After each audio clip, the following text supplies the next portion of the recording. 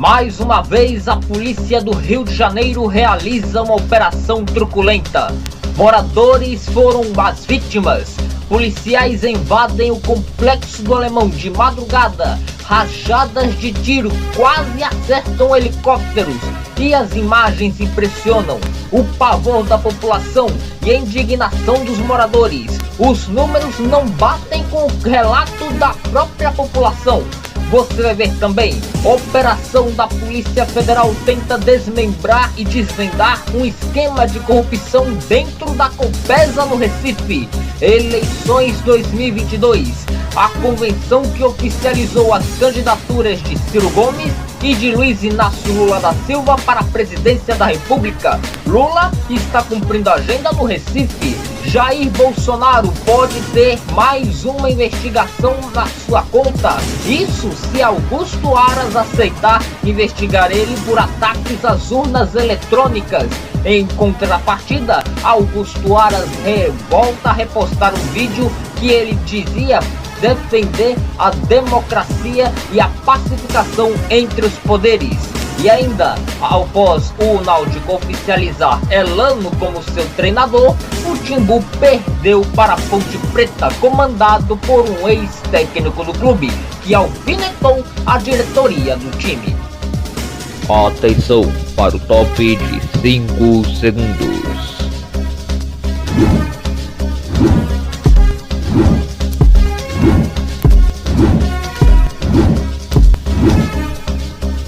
No ar, um campeão de audiência no seu ponto da notícia.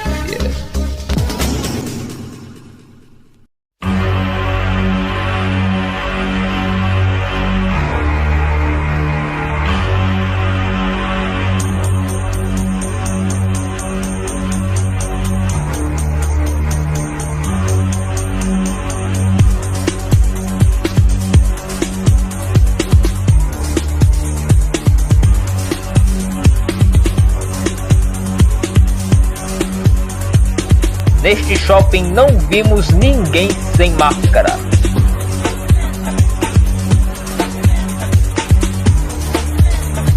É assim que o mês de julho fica marcado para a Caixa Econômica Federal. O presidente da Caixa Econômica Federal apalpava os seios e chegavam a tocar nas partes íntimas das vítimas. Este não foi somente o primeiro grande escândalo por parte de Pedro Guimarães. Uma vida inteira pautada pela ética.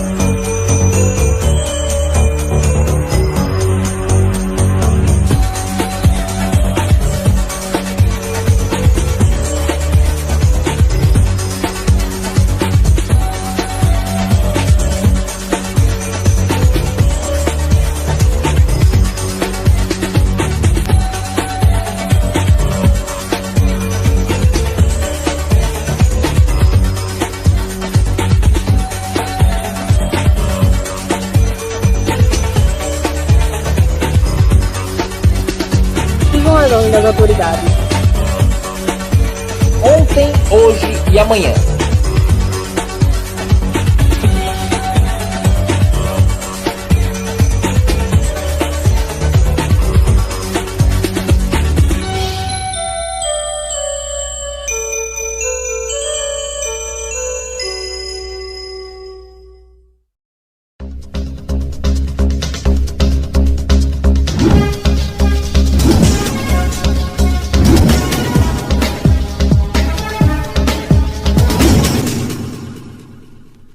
Boa noite para você.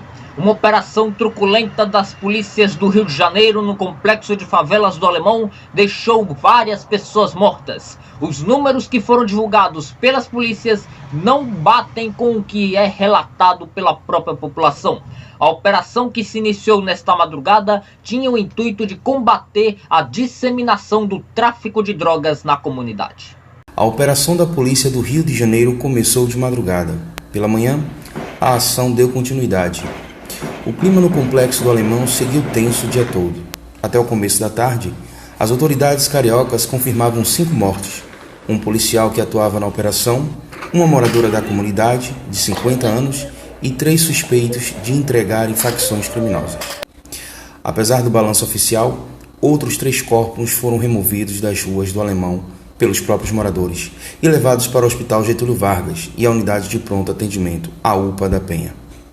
A operação tinha o intuito de combater o tráfico de drogas, mas os moradores voltaram a relatar ações truculentas dos policiais. Agora há pouco, a Polícia Militar do Rio de Janeiro atualizou os números, subindo de 5 para 18 o número de mortos provocados por essa operação policial. De acordo com a PM Carioca, a maioria dos óbitos foram de traficantes ou pessoas ligadas ao tráfico de drogas da comunidade do Rio de Janeiro. O Ministério Público do Estado investiga a declaração da Polícia Militar. Morreu hoje Georgina de Freitas, advogada que ficou conhecida no escândalo de corrupção na Previdência Social nos anos 90. Ela se envolveu num escândalo de corrupção que desviou o equivalente a 2 bilhões de reais da Previdência Social e também do INSS, institutos que pagam as aposentadorias da população brasileira. O desvio foi um verdadeiro escândalo na época e ela chegou a fugir do país. Foi condenada a 14 anos de prisão, mas fugiu para Costa Rica, onde foi capturada 5 anos depois e extraditada de volta para o Brasil. Ela cumpriu pena até o ano de 2010 em regime fechado. Georgina de Freitas estava internada após se envolver num acidente de carro e não resistiu nesta quinta-feira. Ela morreu aos 76 anos de idade, no Rio de Janeiro. A Polícia Federal investiga a instalação de um esquema de corrupção dentro da Companhia Pernambucana de Saneamento, a Copesa. O pedido da investigação foi feito pela própria administração da companhia. De acordo com a Polícia Federal, uma funcionária e pessoas ligadas a ela estão sendo suspeitas. Houve mandados de busca e apreensão na cidade do Paulista, região metropolitana do Recife, na manhã de hoje. Não houve mandados de prisão. As investigações apontam desvio de recursos da própria companhia para fins próprios da funcionária e das pessoas ligadas a ela. Uma das pessoas ligadas a ela seria uma prestadora de serviços para a Copesa. O nome das 5 pessoas envolvidas na operação não foi revelado. A seguir você vai ver crise na Itália. O presidente anuncia a dissolução do parlamento após a renúncia do primeiro-ministro. Incêndios na Espanha começam a ser controlados, mas de maneira muito vagarosa. E ainda as informações das eleições e já há oficialização de candidatos à presidência da República. A gente volta já já.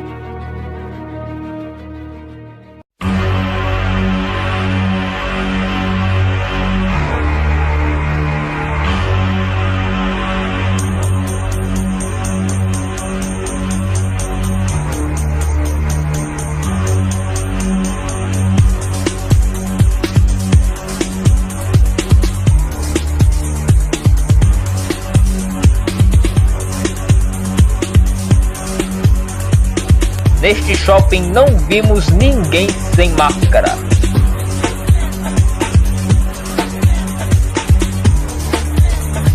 É assim que o mês de julho fica marcado para a Caixa Econômica Federal. O presidente da Caixa Econômica Federal apalpava os seios e chegavam a tocar nas partes íntimas das vítimas. Este não foi somente o primeiro grande escândalo por parte de Pedro Guimarães. A vida inteira pautada pela ética.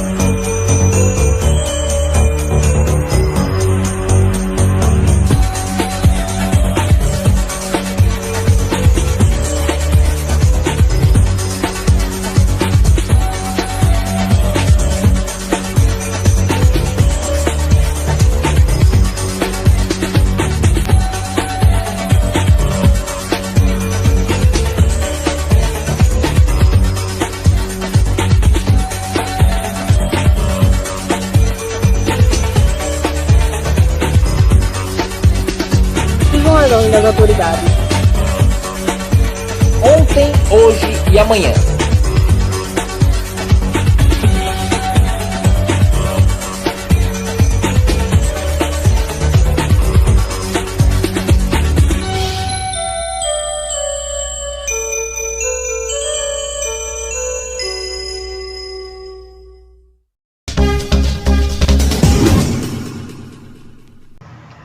Ontem, o Partido Democrático Trabalhista, o PDT, anunciou oficialmente que Ciro Gomes é candidato à presidência da República representando o partido. A convenção do PDT aconteceu em Brasília. O partido lançou pela quarta vez Ciro Gomes na corrida presidencial. Ciro Gomes oficializou a candidatura na Convenção Nacional do PDT. 64 anos se mostra como alternativa para os eleitores que rejeitam Lula e Bolsonaro, que estão na frente nas pesquisas eleitorais. A campanha do ex-governador do Ceará este ano traz como slogan "Prefiro Ciro" e "Vote em um e se livre de dois". Em discurso oficializando sua candidatura, Ciro Gomes criticou Lula e Jair Bolsonaro, apesar de ser lançado oficialmente na corrida eleitoral. Ciro Gomes ainda não tem um nome definido para vice. Seu desejo é que seja uma mulher. O Expresso Direto exibe agora um resumo das principais falas de Ciro Gomes no seu momento de convenção, de oficialização da sua candidatura à presidência da República. No seu discurso, como o próprio Júnior de Castro falou na matéria dele, o agora candidato à presidência da República criticou os dois principais nomes que disputam a presidência nas eleições deste ano e que aparecem liderando as pesquisas de intenção de voto, que são Luiz Inácio Lula da Silva, do PT, e Jair Bolsonaro, do PL. Apesar de todo o empenho de como enfrentei e corrigi déficits financeiros, acreditem, a minha maior luta, permitam-me a imagem de discurso, foi sempre contra o déficit social. Para a tristeza dos brasileiros, o Brasil está perdendo feio a luta nessas duas frentes. O seu déficit financeiro e o seu dramático déficit social aumentam a cada dia. E no círculo vicioso da incompetência, do oportunismo e da bandidagem, tenta-se sempre corrigir um, agravando o outro. Sem falar do agravamento do déficit moral, que contamina historicamente as nossas relações políticas. Ou seja, somos vítimas, os brasileiros, mais do que nunca, da falta de vergonha, do roubo e da exploração da pobreza, dosados pela insensibilidade e mediocridade de uma classe dirigente inescrupulosa e incapaz. Nunca o país teve um presidente tão insensível e incompetente como o que ocupa atualmente o Palácio do Planalto. Fora Bolsonaro! Usar e emporcalhar.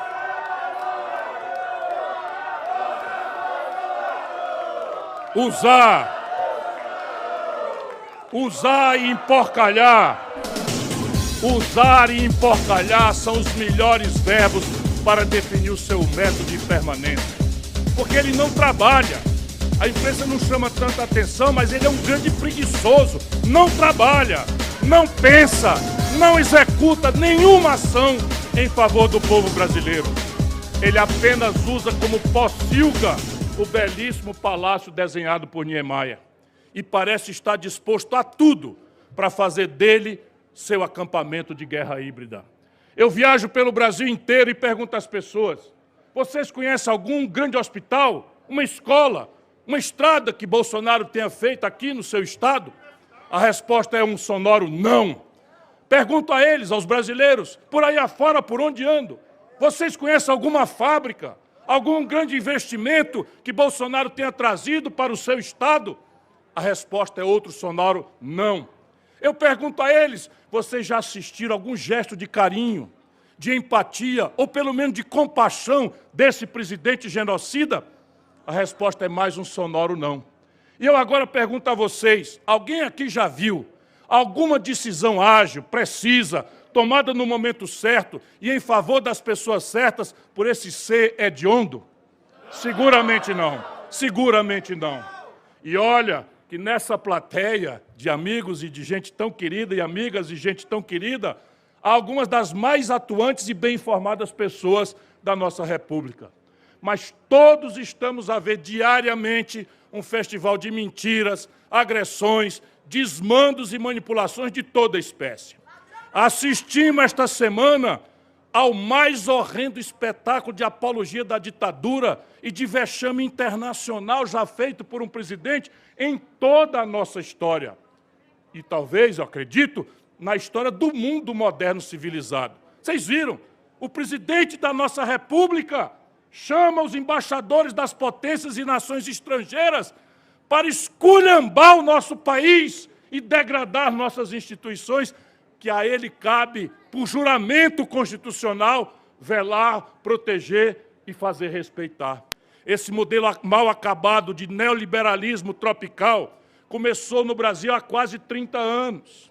Foi camuflando uma crise crônica, lenta e corrosiva durante os 14 anos do PT, até que ela se tornou aguda e insuportável.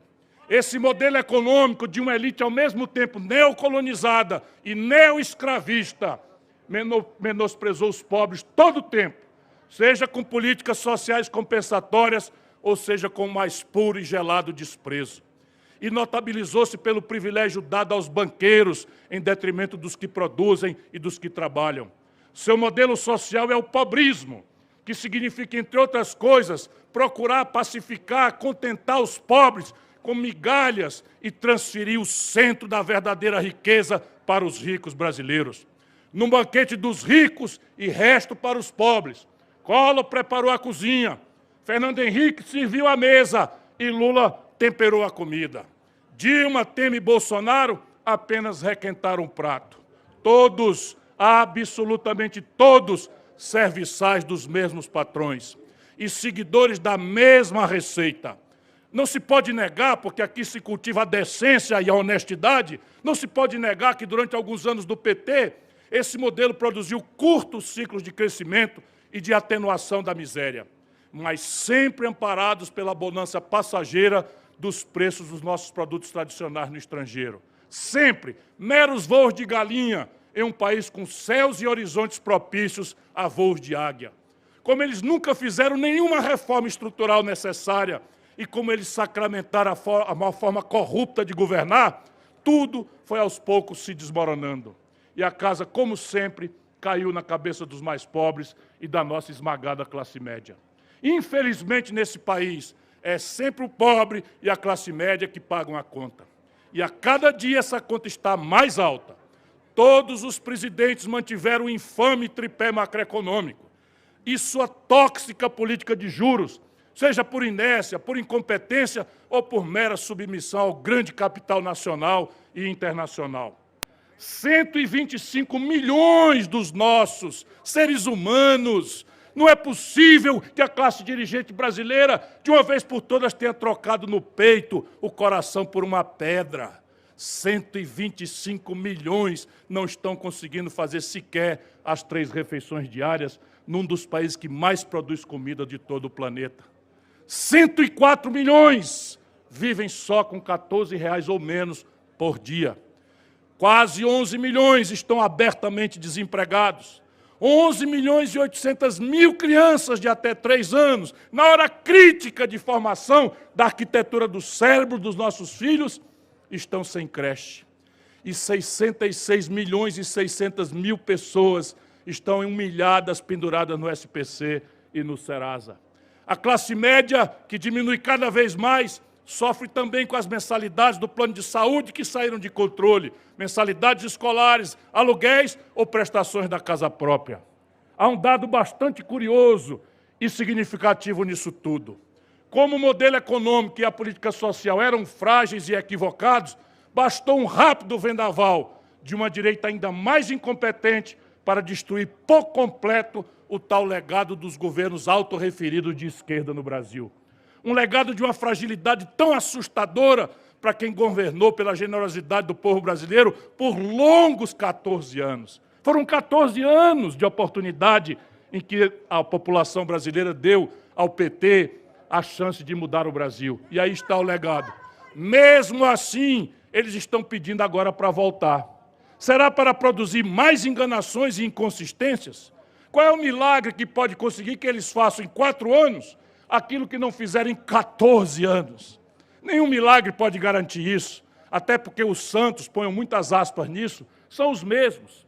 E eles estão até muito piorados. Olha, eu vendo aí as fotografias dos acordos, dos conchavos, da falta de escrúpulo com que chama o povo brasileiro para lutar contra o golpe, para no dia seguinte estar abraçado e beijando na boca com toda intimidade aqueles que promoveram o golpe. Estão mais desatualizados, mais arrogantes, prepotentes e alguns até mais vorazes.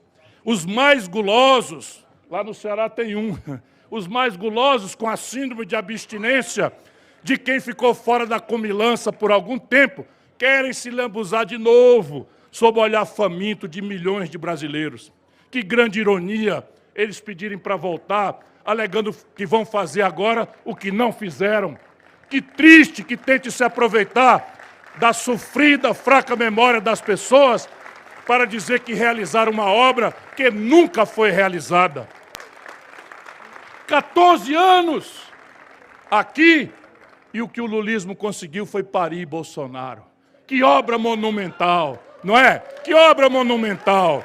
Ou alguém acredita de sã consciência que o Bolsonaro chegou de Marte navegando uma carruagem de fogo. Bolsonaro é produto da construção magoada e iludida do povo brasileiro, machucado pela mais grave crise econômica e pela mais grave revelação de escândalo de ladroeira levado ao centro de modelo de pelo lulopetismo. Companheiros e companheiras, o Brasil chegou a essa situação porque a esquerda de goela e direita foram e são cúmplices do mesmo modelo e são incapazes de propor uma saída, de abrir um novo caminho.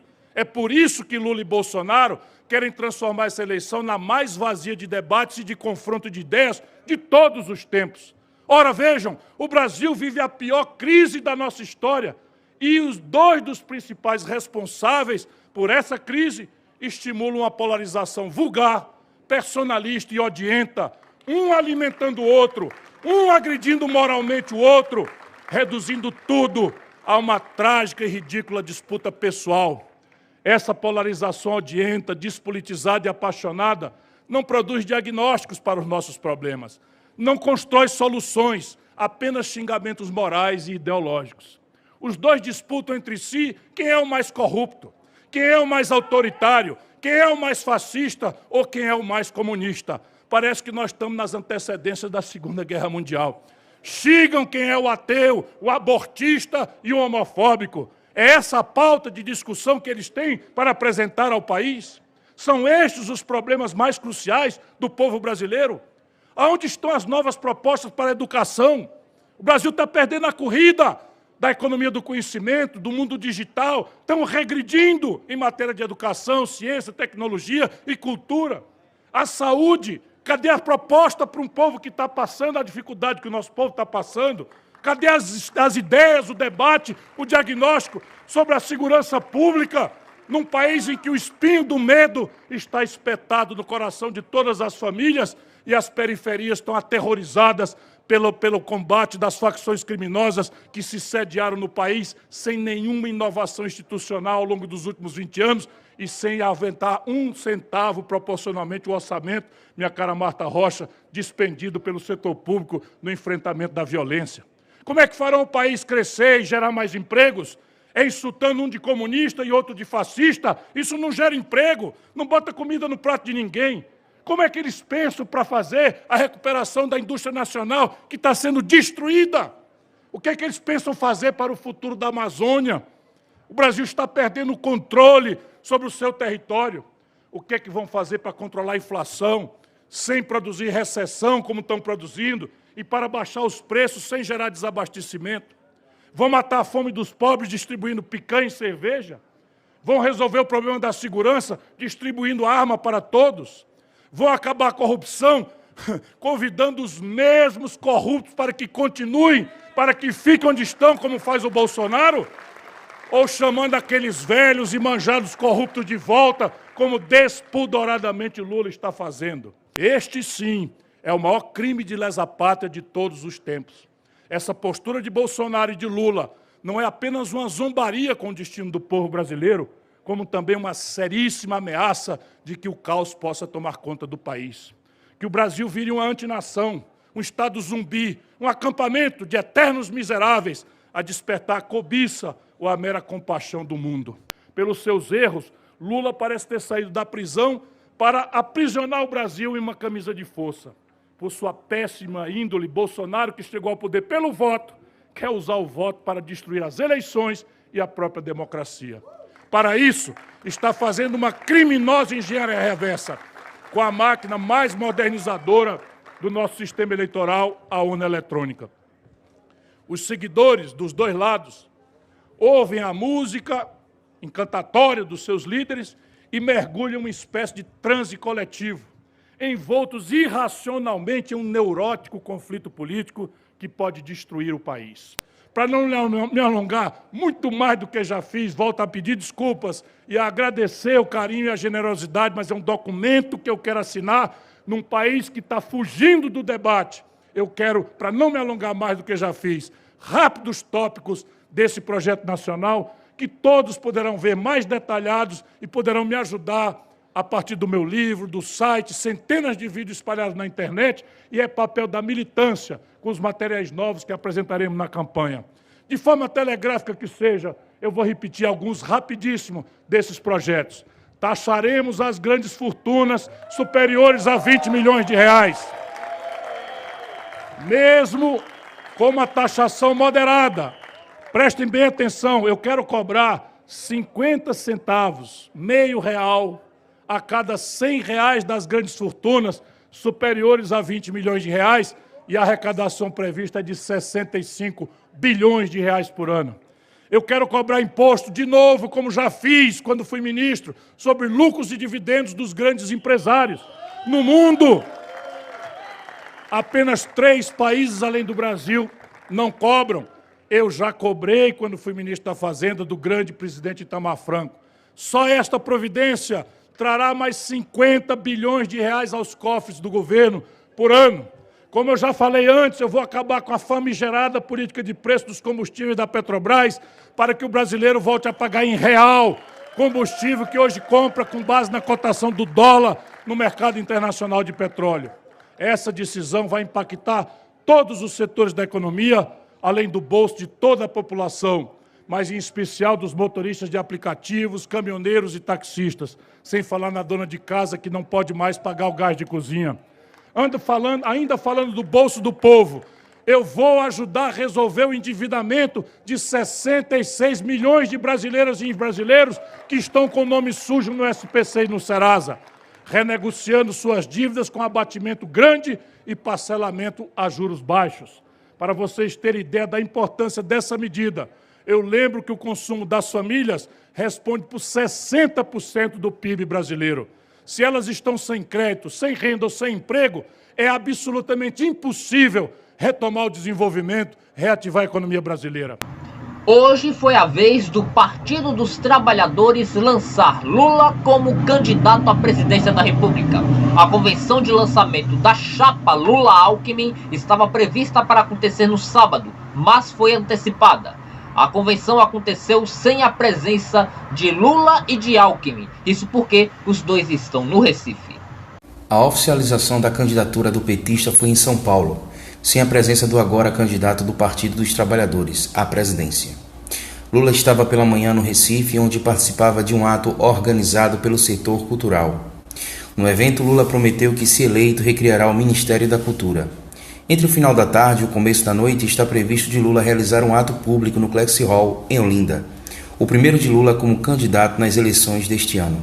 O ex-presidente ainda não pode pedir votos, mas já pode se apresentar como candidato à corrida eleitoral. Lula está no estado natal desde quarta, realizando eventos públicos. Ontem, no interior do estado, Lula discursou para a população e voltou a afirmar que apoia Danilo Cabral, do PSB, ao governo de Pernambuco. Danilo Cabral é candidato do governador Paulo Câmara e do prefeito do Recife, João Campos. Com exceção de Lula, os três foram duramente vaiados pelas pessoas presentes. Alegria, mais uma vez.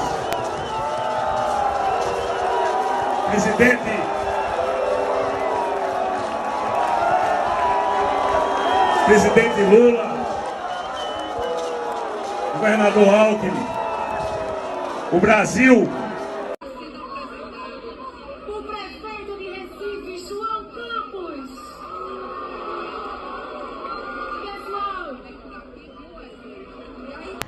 Enquanto em São Paulo acontecia a convenção que oficializava Lula como candidato à presidência, Luiz Inácio Lula da Silva estava no Teatro do Parque, área central do Recife, participando de um evento político, de um evento cultural.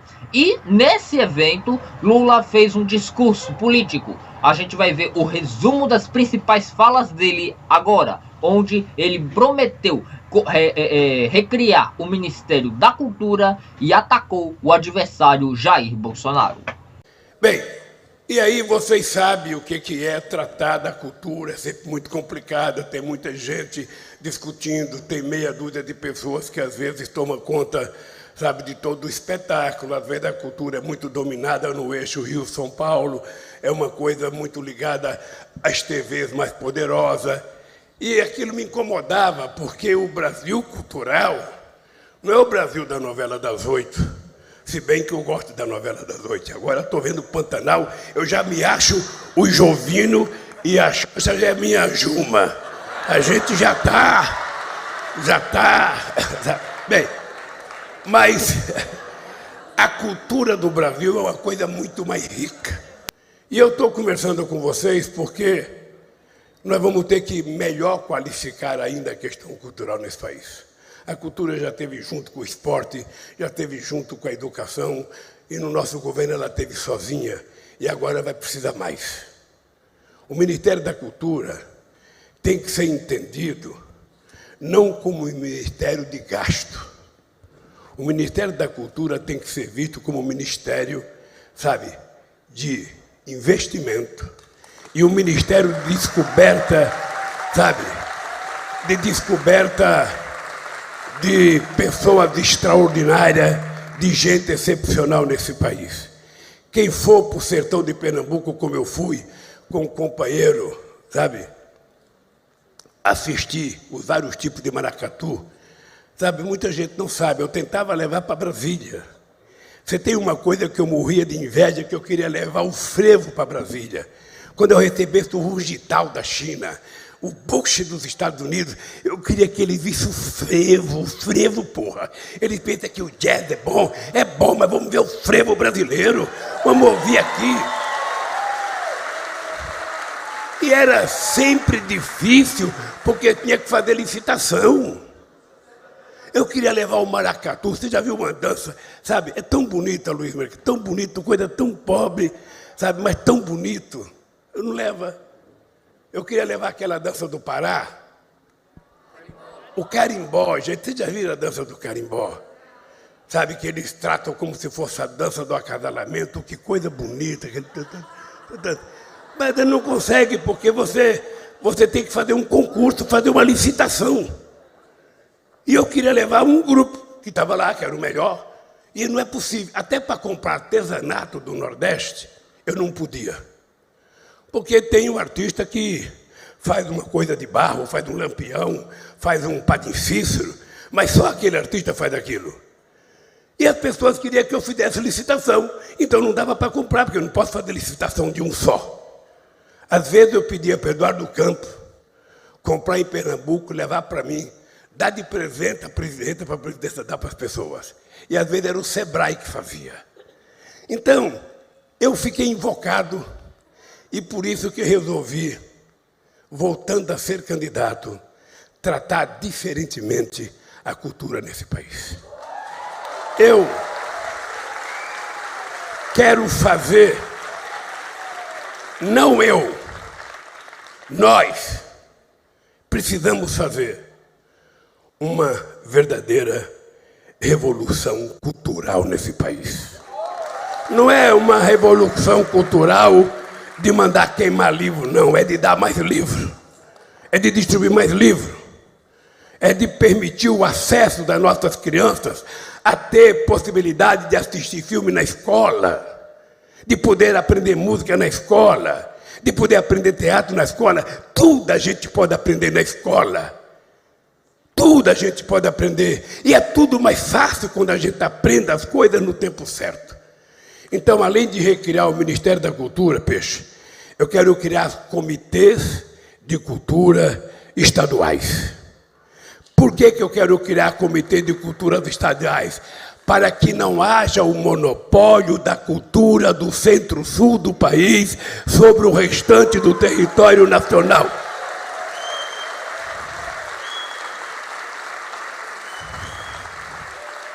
Então, o ministério que vai cuidar da cultura, ele vai ter que construir, junto com os 27 estados, grupos de culturas em que vão fazer conferências anuais para decidir que tipo de política que a gente vai colocar em prática, aprimorando aquilo que a gente já fez e fazendo aquilo que a gente ainda não fez. E fazer com que a indústria seja um instrumento de geração, não apenas de cultura, mas um instrumento de geração de riqueza nesse país. O Alckmin foi minha... O PSDB polarizou com o PT desde 89. Se bem que em 89 foi o Collor que ganhou as eleições.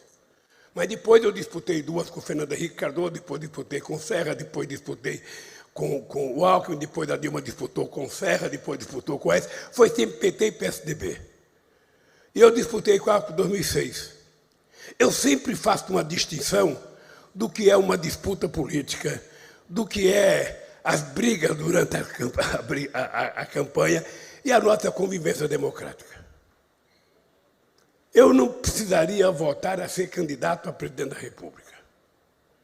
Confesso a vocês, não precisaria. Eu poderia guardar meu título, sabe, de o melhor presidente da história do Brasil e viver os últimos anos da minha vida tranquilo. Entretanto, eu vi esse país sendo destruído. Tudo aquilo que nós fizemos com trabalho desgraçado, com reuniões e com reuniões, com gente perdendo emprego, com gente sendo mandada embora, foi jogado fora. Foi jogado fora. Eu vi a Funarte ser presidida por um cara que não gostava de negro. Eu vi a cultura ter gente que não gostava de cultura. Eu vi a educação ter gente que não acreditava na educação. Eu vi o Ministério do Meio Ambiente ser tomado por um cara que queria terminar toda a floresta do Brasil. Eu falei, não é possível. Nós temos que votar. E resolvi votar. Resolvi votar e resolvi procurar o Alckmin. Porque eu precisava ter um companheiro com qualidade e com dimensão.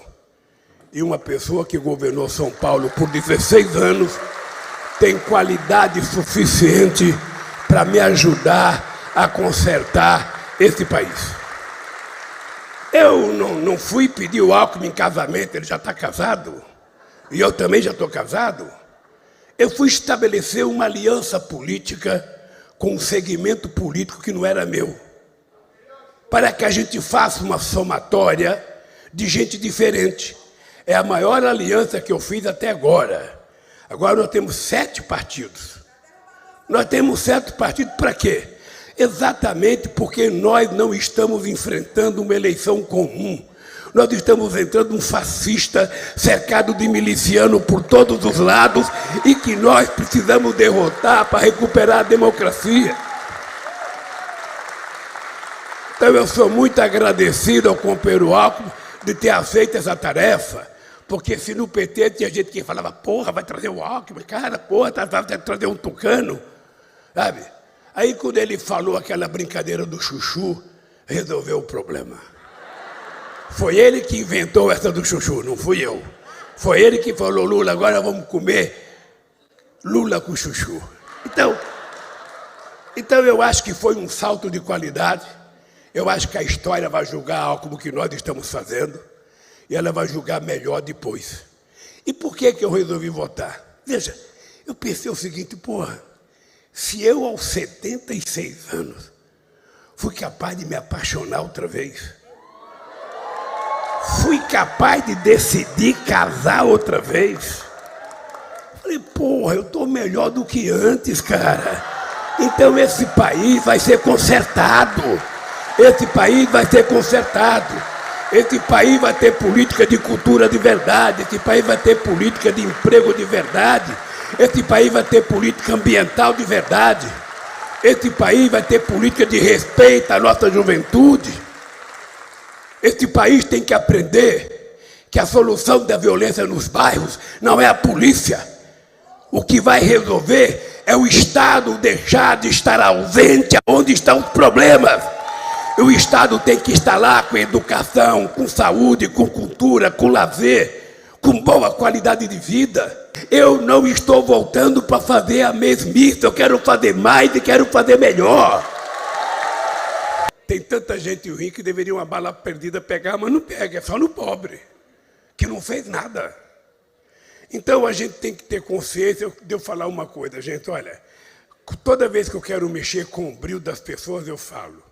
Olha, se um cara que nasceu em Caeté, que veio comer pão pela primeira vez com 7 anos de idade, um cara que viu a fome de perto e viu muitas vezes a lombriga maior roncar comendo a menor, sabe? Um cara que muitas vezes sua mãe na beira de um fogão com 8 filhos sem ter nada para colocar no fogo. Um cara que só tem o curso primário, e pelo fato de eu ter o curso primário, um curso de torneiro mecânico, eu fui o primeiro a ter uma casa, eu fui o primeiro a ter um carro, eu fui o primeiro a ter uma televisão, eu fui o primeiro a ter uma geladeira, virei presidente do sindicato e estou aqui, forte e bonito, conversando com vocês, com uma vontade desgraçada de permitir que todas as crianças tenham o mesmo caminho que eu tive. Eu vou terminar dizendo para vocês o seguinte: creiam, companheiros e companheiras, creiam. Esse país está com um problema sério. O Brasil de hoje é pior do que o Brasil de 2003. A dívida é maior, não dívida externa, a dívida pública. A inflação está maior, o desemprego está maior, a destruição das instituições está maior, o desmonte das políticas públicas está maior, mas eu quero dizer para vocês, porque está tudo pior, eu quero dizer para vocês que eu e o Alckmin estamos melhor. A gente está melhor. A gente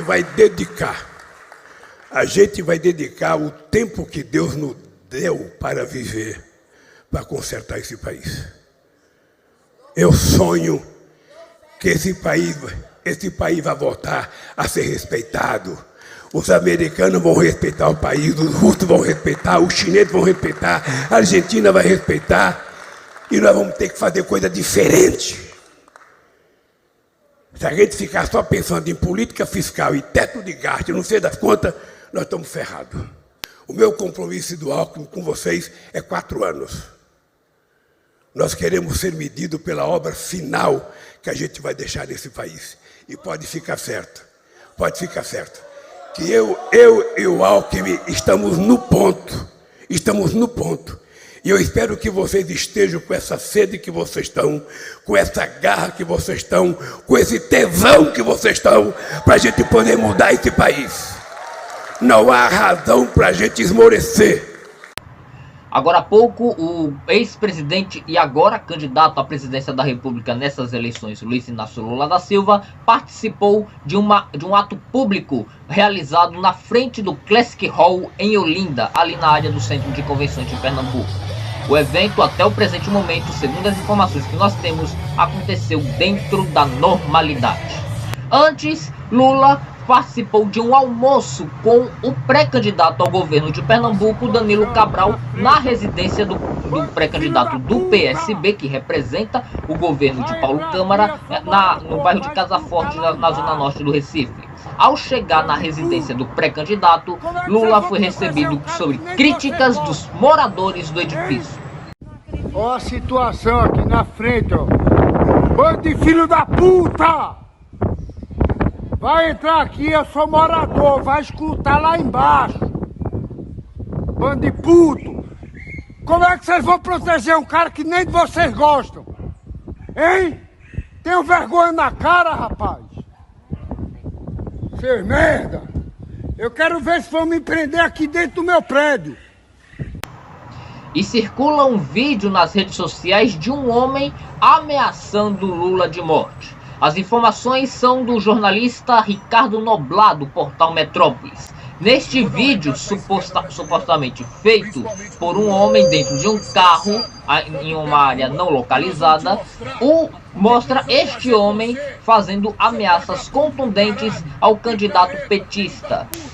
O vídeo está sendo investigado e analisado pelas autoridades competentes para saber a sua veracidade e quem foi o responsável pela realização do vídeo. Todos esses que te cercam, vagabundo, mas principalmente esses vagabundos do STF. Se eu fosse você, Barroso, Fachin, Fux, Moraes, Lewandowski, Mendes. A pré-candidata do MDB, Simone Tebet, não teve agenda de campanha, assim como Luiz Felipe Dávila. Pablo Marçal, do PROS, participou de entrevistas a emissoras de rádio. Já o candidato André Janones cumpriu a agenda, pré-candidato André Janones cumpriu a agenda interna. O presidente Jair Bolsonaro hoje teve apenas agenda presidencial, governamental, sem a agenda de pré-campanha. O presidente da República gravou um vídeo para ser exibido na reunião do Mercosul, que durante este período o Brasil está coordenando o bloco do sul-americano. Já o presidente Jair Bolsonaro está enfrentando uma possível dor de cabeça. Após reunir embaixadores no Palácio da Alvorada, a residência oficial da Presidência da República, para criticar a forma como é feita a eleição no Brasil, a votação no Brasil através da urna eletrônica, o presidente da República pode ser investigado por crime eleitoral e atentado contra a democracia e contra o sistema eleitoral. Quem deverá julgar será o Tribunal Superior Eleitoral, TSE, mas será o STF, o Supremo Tribunal Federal, que vai oficializar essa decisão. Para tentar ali frear toda essa tensão política, o procurador-geral Augusto Aras, que foi procurado e está sendo pressionado pelos procuradores nacionais e outros órgãos da sociedade civil para abrir uma investigação contra Jair Bolsonaro relacionado a este suposto crime eleitoral, Augusto Aras repostou em suas redes sociais um vídeo onde a gente vai ver agora dele tentando ali pacificar o clima entre os poderes. Nós não acreditamos no 6 de janeiro. Nós não acreditamos no 6 de janeiro e eu tenho defendido que quem ganhar a eleição vai levar, vai tomar posse, vai sem maior turbulência.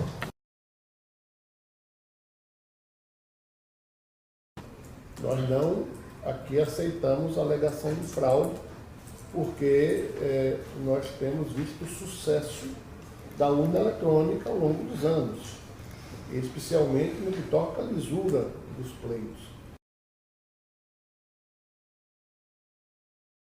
A polarização do Brasil não é diferente de outros países.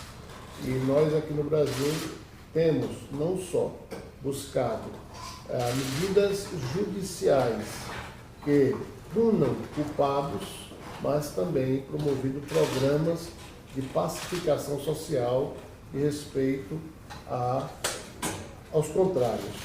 Nós compreendemos, e temos dito isso sempre, que a democracia é o governo dos contrários. A democracia passa por uma tensão permanente, mas que uma democracia se revela cada dia mais pujante, mais forte, na medida que ela consegue resistir com as suas instituições a essa pressão contínua. E nós temos tido as nossas instituições funcionando.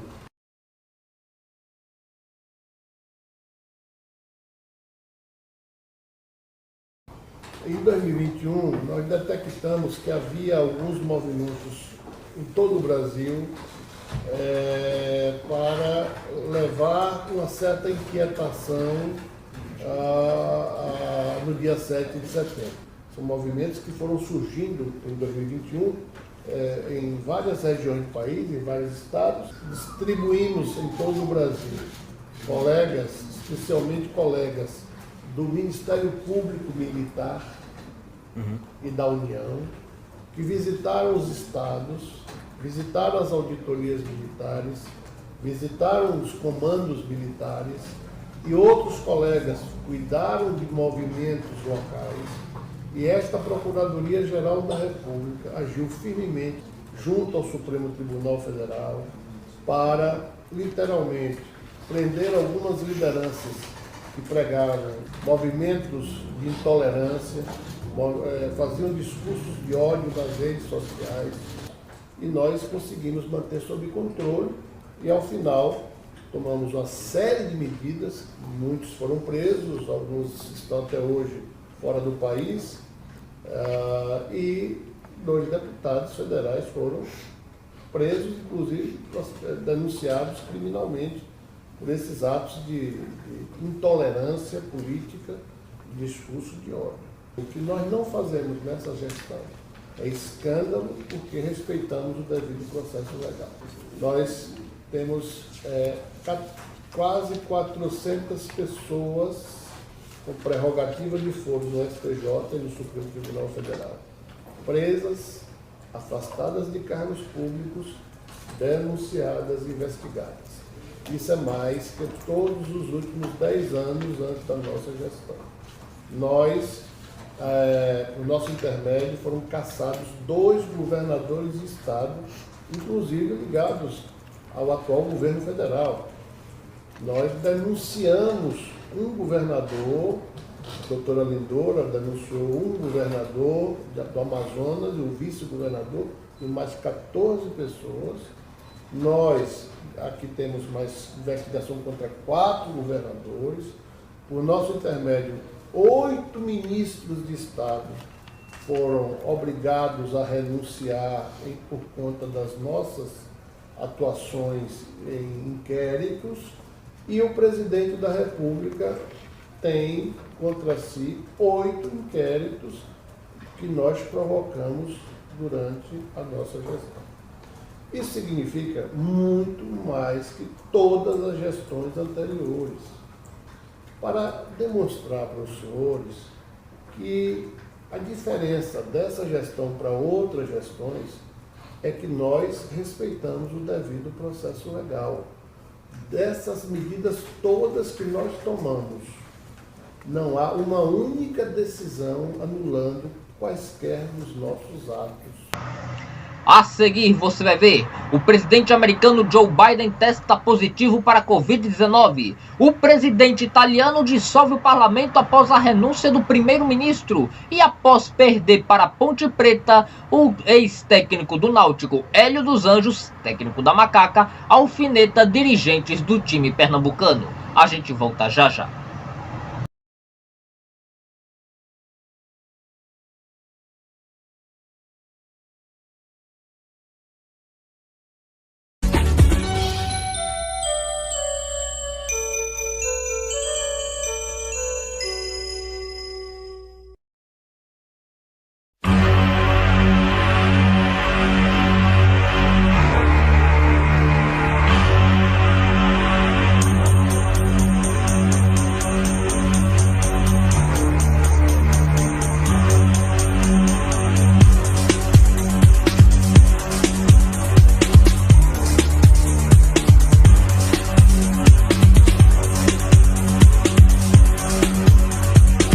Neste shopping não vimos ninguém sem máscara.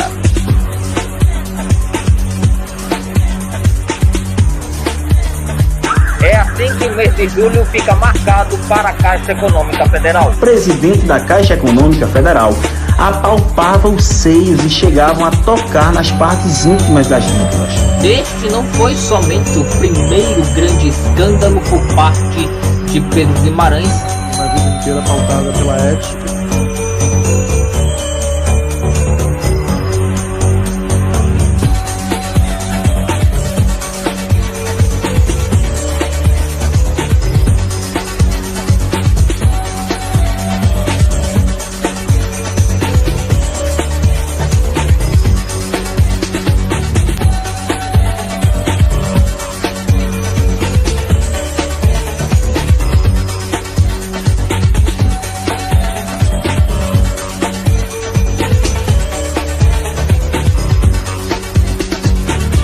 ordem das autoridades.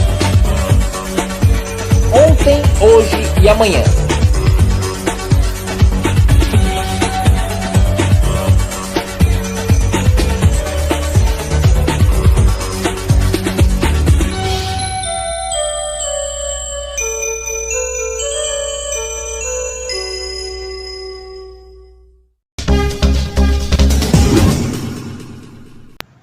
Noticiário internacional. O presidente americano Joe Biden testou positivo para a Covid-19. O presidente dos Estados Unidos está recluso na Casa Branca com sintomas leves, de acordo com a nota da Casa Branca. Os Estados Unidos estariam voltando a ter mais um aumento no número de contágios por conta da Covid-19. De acordo ainda com a assessoria de imprensa da Casa Branca, Joe Biden está vacinado e completamente imunizado dentro do cronograma de vacinação. E com isso, as possibilidades de evolução da doença no presidente americano são baixas. Mas, de toda forma, Joe Biden cancelou a agenda oficial e está se recuperando sob medicamentos e cuidados necessários, segundo a nota da Casa Branca. O Parlamento Europeu foi dissolvido pelo presidente Sérgio Mattarella. Isso tudo porque o primeiro-ministro do país pediu demissão. O governo italiano dissolveu o parlamento após o primeiro-ministro renunciar devido a escândalos políticos que atingiram o mercado financeiro. O anúncio de Sérgio Mattarella foi noticiado pela TV estatal italiana. Agora, o parlamento definirá a data das próximas eleições, que devem ocorrer dentro de 70 dias, mais precisamente no final de setembro. A crise está muito feia realmente lá pro lado da Itália. Na Espanha, os incêndios florestais começaram a serem contidos de maneira vagarosa. O principal incêndio que vem consumindo uma área florestal no país começou a diminuir a sua velocidade de propagação e começou a ser reduzido. Isso por conta do combate que os bombeiros vêm fazendo há dias. As ondas de calor recordes pela Europa estão fomentando os incêndios florestais, tanto na Espanha, quanto na França, quanto em Portugal. Essa semana, o Reino Unido registrou a sua maior temperatura da história, 40,2 graus, antecipando assim uma previsão que só era possível ser observada pelos cientistas apenas em 2050. Esta semana, cientistas europeus anunciaram que conseguiram descobrir um buraco negro invisível. O buraco negro de massa estelar, bem menor que os supermassivos que foi encontrado e divulgado nesta segunda por cientistas europeus, fica numa galáxia próxima da Via Láctea. Foram 6 anos de estudos para defini-lo como um buraco negro adormecido. O objeto celestial tem 10 vezes mais a massa do Sol e só foi detectado através do processo de engolimento de objeto à sua órbita, sendo considerado invisível. São os mistérios da galáxia. No futebol, o Náutico perdeu mais uma vez. É a 9ª derrota em 19 partidas. O Clube Náutico Capibaribe aparece na 18ª posição da tabela do Campeonato Brasileiro. O gol foi de Daniel, de 19 anos, da Ponte Preta, um estreante da equipe, que só precisou de 10 minutos para marcar o seu primeiro gol usando a camisa da Ponte Preta. A derrota do Náutico aconteceu na frente do novo técnico do clube, Elano, que agora deverá assumir o clube e já ir treinando o time para o próximo desafio na Série B. A Ponte Preta é comandada pelo técnico Hélio dos Anjos, que até o começo do ano era técnico do Náutico. Em entrevista coletiva após o jogo, Hélio dos Anjos alfinetou o antigo clube. Difícil dentro de campo, porque todo mundo trabalha, todo mundo tem qualidade. E eu fiquei muito feliz hoje, porque eu queria vencer o jogo contra o Náutico. Eu queria vencer o jogo contra o Náutico, não pela instituição, né? Por 2 pessoas, 3 pessoas lá. Seria o que eu espero profissionalmente e também nunca encontrar na minha vida, mas nunca ter relação nenhuma. Que a minha 5ª geração não tenha relação com eles, com a 5ª geração deles. Então, esse jogo para mim também foi muito importante, porque a gente respeita a instituição e vencemos trabalhando muito. E não foi só Hélio dos Anjos que cutucou o ex-time, por sinal, ex-time pernambucano.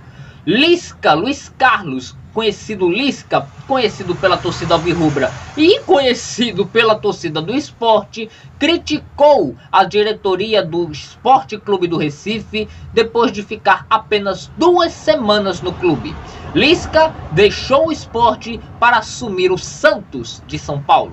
Em entrevista coletiva, no anúncio de seu novo cargo, de seu nome para comandar o Santos, Lisca alfinetou a diretoria do Sport e a imprensa pernambucana.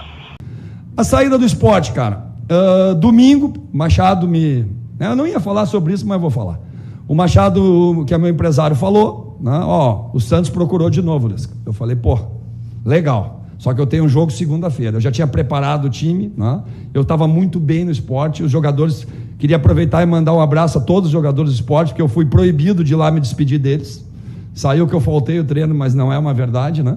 Eu não pude ir me despedir dos jogadores e todos me ligaram praticamente. Então, Thierry, Sabino, Sander, Ronaldo, Fabinho, Maílson, né? Foi muito legal o trabalho. E eles sabem, porque eu não prendo jogadores também. Se o jogador acha que é melhor para ele uma sequência, para mim ninguém é substituível. Tá? E aí, cara, domingo teve isso, eu falei, deixa eu fazer o jogo e tal. E aí, durante o jogo, surgiu a notícia que eu já estava acertado com o Santos. E como a torcida do Sport gosta muito de mim e muito do meu trabalho, e a gente estava fazendo um trabalho muito legal juntos, eu, diretoria, a torcida ficou revoltada pela minha saída, achando que eu já estava acertado, e reagiu de uma forma que eu não esperava. Eu esperava que eles cantassem, fica, Lisca. Eles cantaram, vai, Lisca. Né? Me agrediram, me jogaram um monte de coisa, minha família estava, minhas filhas se assustaram. Né? E quando eu cheguei para falar para a diretoria, eu falei, depois do jogo agora eu vou conversar com a diretoria do Santos. Já estava aquela confusão toda, né, estabelecida, os jogadores não entenderam nada, porque ninguém sabia de nada, nem eu sabia. Né? A outra vez eu conversei com o Santos e eu acabei não vindo, quando eu estava no América. Inclusive o Jorge Andrade, que é o gerente hoje do Sport, estava nessa conferência. Né? E ele sabe tudo o que aconteceu. E sabe que é normal no mercado. Né?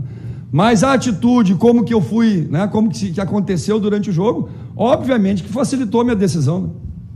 Obviamente. Né? Não vou te negar que eu viria de qualquer jeito. Né? Porque já era uma definição minha, sabe? Mas eu precisava conversar com a diretoria do Sport. E eu não tinha passado para a diretoria do Santos essa situação, por respeito ao Sport, aos jogadores e à diretoria. Quando chegou tudo aquilo, eu falei, agora ficou inviável, né? Eu vou conversar com a diretoria do Santos, e segunda de manhã, e ao meio-dia, eu vou dar um feedback para vocês. E mesmo assim, eles insistiam que queriam que eu ficasse, com toda a situação, né? E aí depois, eu acho que o presidente também gosta muito de mim, do meu trabalho, eu estive na casa dele, o Carreiras, todos eles, né? E eles ficaram chateados, cara. Né? E eu não, né? E aí eu achei que ele passou um pouco, mas eu vou respeitar demais. Queria aproveitar e mandar um beijo para o presidente Yuri Romão. Agradecer ele demais, né, por tudo oportunidade que ele me deu. Mas a nossa vida é assim, houve uma situação que saiu do controle e eu optei, minha família, como gestão de carreira, dar esse passo a mais no Santos, sem menosprezo nenhum ao esporte. Pelo contrário, é um clube que eu valorizo, sei da sua pujança, da sua força, e quem sabe um dia eu não posso voltar para lá. Não vejo programa, não assisto rede social, infelizmente na nossa profissão eu não posso acompanhar muito vocês, sabe? Porque vocês são formadores de opinião e eu não gosto de vir já com pré-julgamento de vocês. Vocês têm direito de falar o que vocês acharem, avaliar. Eu não acho muito legal quando vai para o lado pessoal, né? E para o lado tititi caras, né? Que muitas vezes no futebol você sai da parte técnica e gosta muito da fofoca.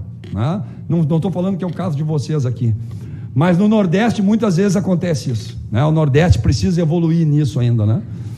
Falei isso quando eu cheguei em Pernambuco, né? Futebol de Pernambuco hoje não tem nenhum time na Série A, é com o potencial que tem, né? Por que será? A imprensa também pode fazer uma agenda um pouquinho mais positiva de vez em quando e pontuar as coisas positivas e não só as negativas. Eu sei que o que dá notícia é os negativos, né? É os cliques e as pessoas vão lá. O brasileiro é assim, né? Ele adora uma tragédia, né? Ele adora uma dificuldade, né? E eu não esquento com isso não, sabe? Eu tenho muita confiança no meu trabalho, no conteúdo que eu posso passar aqui. Poderia ser diferente, Lisca, se você não fosse tão vaidoso assim e tão soberbo. Até porque a pessoa aceitar um convite, fazer toda uma declaração de amor a um clube, para 2 semanas depois sair sem mais nem menos, isso sim é uma forma de desprezo, isso sim é uma forma antiética por parte do treinador, que não tinha motivo para deixar o clube, nem por conta de críticas da torcida e nem por conta dele próprio. Ele deixou simplesmente porque ele quis. Claro que a atitude profissional é compreensível, é coerente, mas será que o tempo que ele permaneceu no esporte foi curto demais não para tomar uma decisão como essa? Será que ele não foi com muita sede ao pote ao aceitar o convite do Santos para comandar o clube da Série A? Será que não foi vaidade? Será que não foi mais apego a questões monetárias do que realmente amor ao futebol? E olhe que eu não estou fazendo essa crítica baseando-se num torcedor do esporte, porque eu não torço para o esporte. Isso é a torcida pernambucana que observa e está criticando bastante o técnico Lisca. Algumas pessoas chegam a dizer que coerente é aquele time pernambucano que não queira mais chamar Lisca para comandar um time no estado. E agora que ele fez críticas ao Nordeste em geral, é que a coisa fica ainda mais complicada. O Expresso Direto de hoje fica por aqui. Outras informações você vai ter na edição de amanhã do Expresso, se Deus quiser. A todos vocês, uma ótima noite.